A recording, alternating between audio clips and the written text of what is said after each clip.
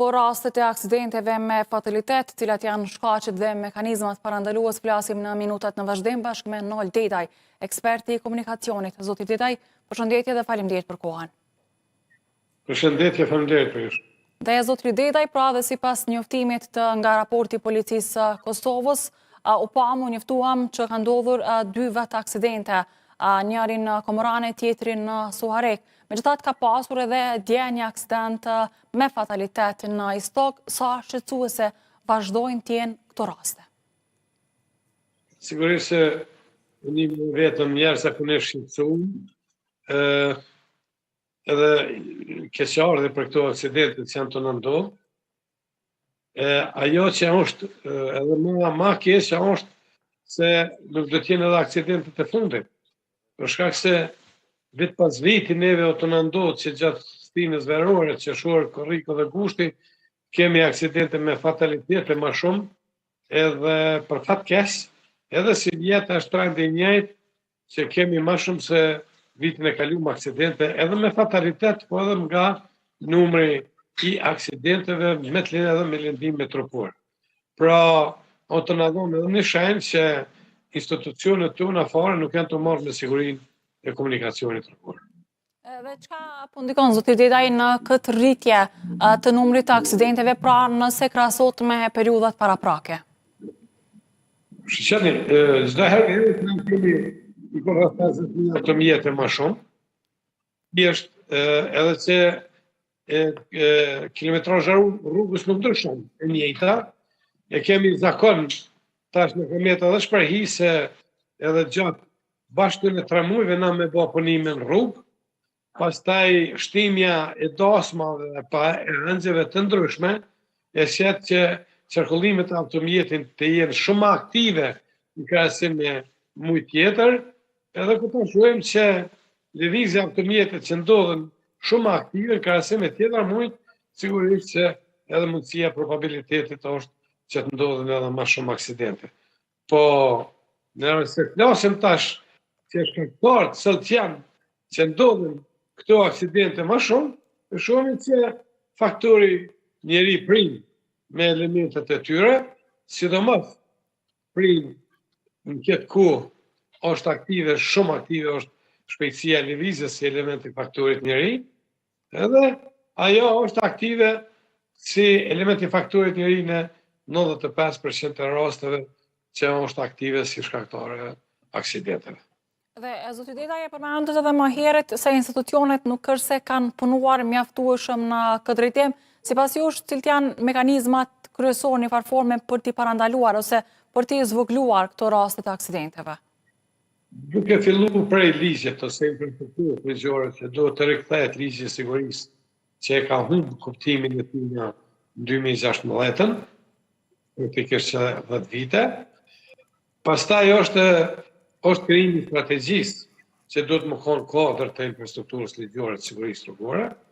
Në kodër të strategjisë duhet të krijohen institutet përkohëse për hulumtimin e faktorëve të cilët ndikojnë drejt për drejt në aksidente. Pastaj duhet të krijohet agencioni i sigurisë, i cili do të merret me mosat preventive, të cilat dalin nga instituti.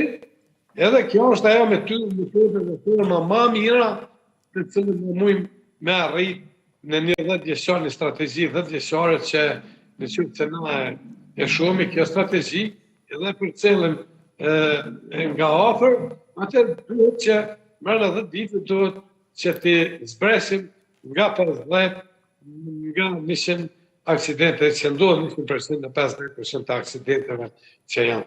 Ajo është ajo kish me konë edhe rezultati i joni. Pra, mosat preventive duhet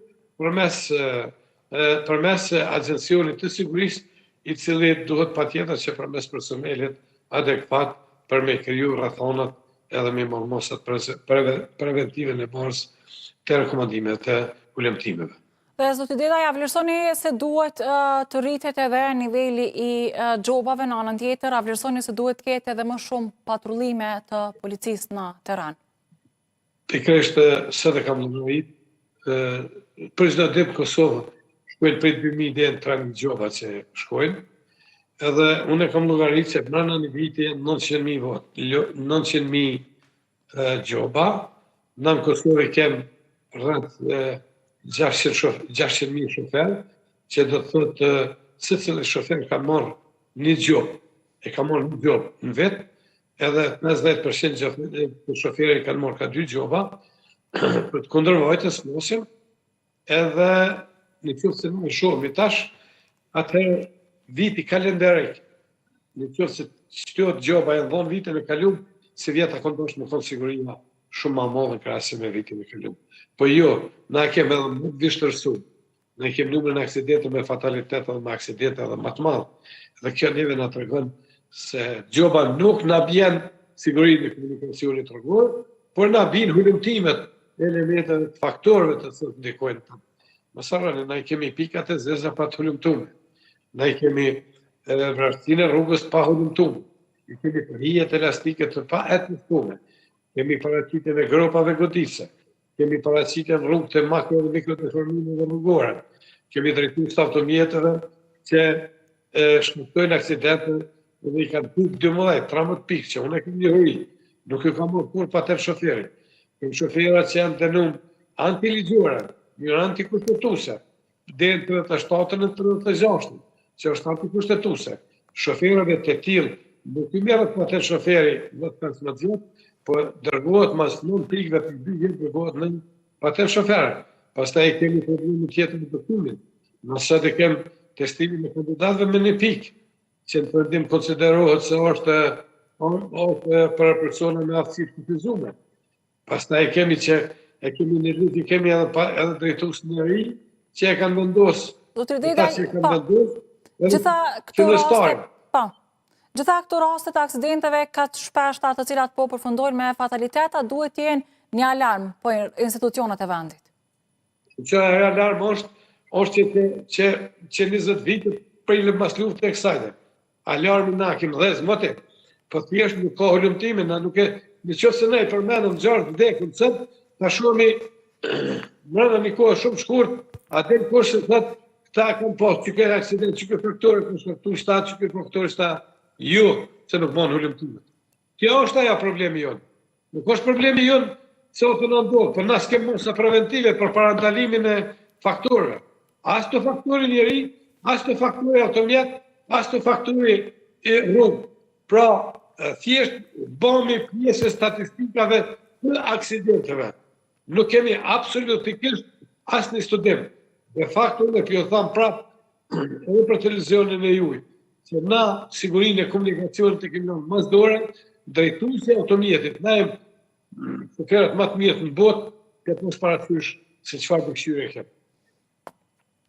E qartë, zoti Titajt, falenderoj shumë për kohën dhe përgatishmërinë. Faleminderit edhe për ju shumë. Faleminderit shumë dhe njëra, vazhdojmë tutje të ndëruar